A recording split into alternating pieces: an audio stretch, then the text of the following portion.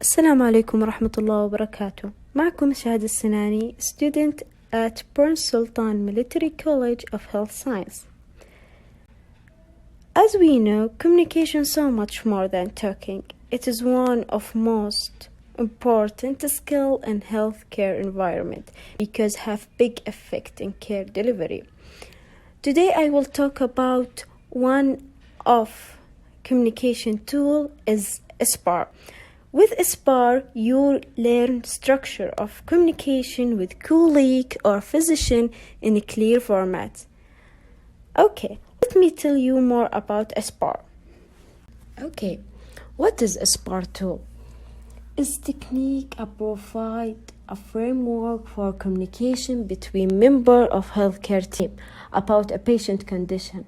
SBARR was originally developed by the United States military for communication, but has been successfully used in many different healthcare settings, particularly relating to improve a patient's safety. We will talk about what is SBARR tool, how to use it, example of SBARR. Each letter in SBARR has a special meaning. S stands for situation, including chief complaint and what is going on with the patient. P stands for background, including discussion why did happen and why now and what is the clinic background of the patient. A stands for assessment, including vital sign whether than worsening or improving, and physical examination and what do you think the problem is. First R stands for recommendation, including what's the plan of the treatment. Second R stands for response, including receiver acknowledge information given and what is the receiver response. Okay, how to use SBARR? First, situation. In situation, you should identify yourself, the site, unit you are calling from, identify the patient by name and the reason for your communication, and describe your concern.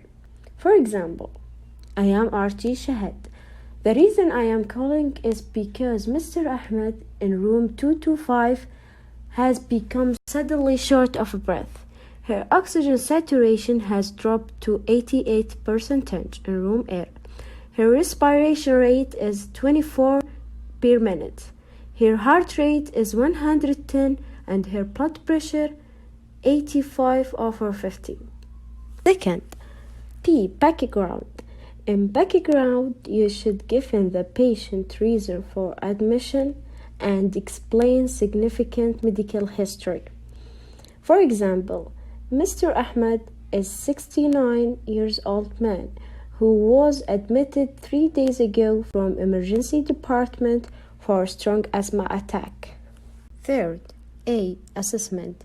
In assessment, you should say how is the patient at the moment and anything out of normal range. For example, Mr. Ahmed, her vital signs are not secure and her unable to make a fist with her fingers. Fourth, R, recommendation. In recommendation, you should make suggestions and clarify expectations. For example, would you like me get chest x-ray and arterial blood gas? Finally, R, for response. In response, you should ensure the respondent has understood everything you have said and allow them to ask any questions.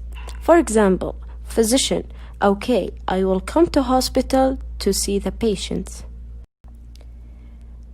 Thank you for your listening, and if you have any extra information or questions or comment about SBARR tool, write down in the direct message, and I hope it was clear, and thank you again. Assalamu alaikum. My name is Hanan Al-Hazmi and I'm going to talk about another type to organize your patient information on the chart by using the SOAP note. For the outline, I'm going to talk about first what is the SOAP note, the purpose of using it and how to use it, and we're going to have some examples for each section. What is the SOOP note? It's the information about the patient which is written or presented in a specific order, and it's used for admission notes and medical histories and other documents in the patient chart. The purpose of using the SOOP note is to have a standard format for organizing the patient information. So let's imagine that every one use a different format. Of course, it will get confusing when you're reviewing the patient chart. For this reason, all the caregivers should follow a standard format like the SOOP note to make the other caregivers, when they read the patient information or chart, they can read it easily. For the SOOP note, it consists of 4 sections, including subjective and objective assessment and a plan. Here are some highlights for each section of the SOOP word. So it will make it easier for you to remember and to know what you should write in each section. For the subjective, you're going to write all the things that the patients will tell you.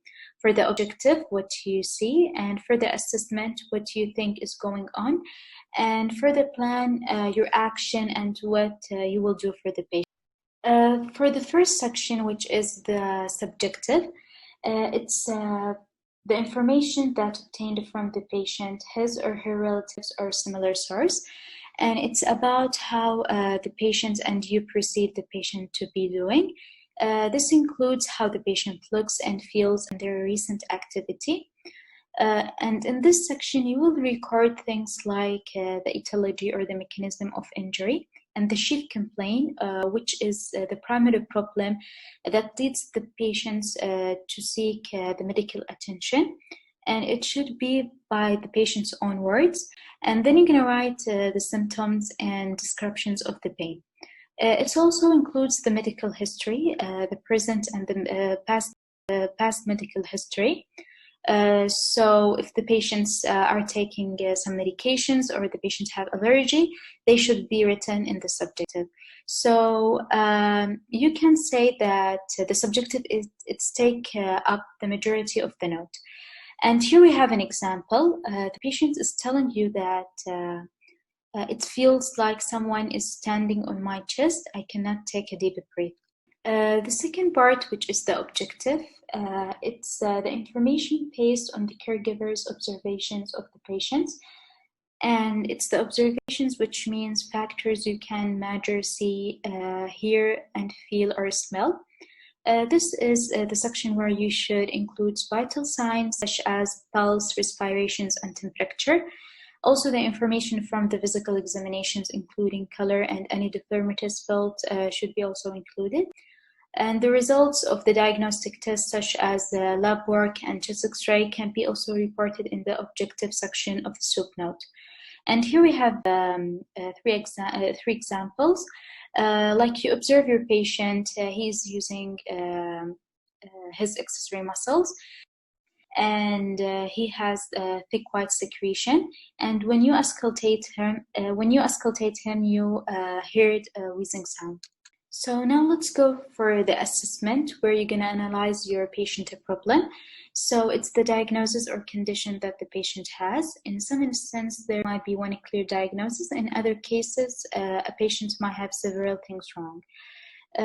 So when you observe that the patient has thick white secretions, you can analyze that the patient has poor ability to mobilize those thick secretions. And when you auscultate the patient and you hear that the patient has a wheezing sound, you analyze that the patient has bronchospasm. So here you're gonna take an action, and this action will be written on the plan. The last part, which is the plan, it's the action that will be taken to resolve the problem, and it refers to how you are going to address the problem. The patient problem. It might involve ordering additional tests to rule out or confirm a diagnosis. Also, it includes treatments that is prescribed, such as medications or surgery. The plan might also include information for self-care and depositions, including bed rest and days of work. And for example, when you analyze that the patients have poor ability to mobilize the secretion, your action will be that you're going to do for him CBT and posture range. And when you hear the wheezing and you analyze that the patient has bronchospasm, your action will be that you're going to give him bronchodilator. That's all. Thank you for listening, and I wish that you understood everything clearly.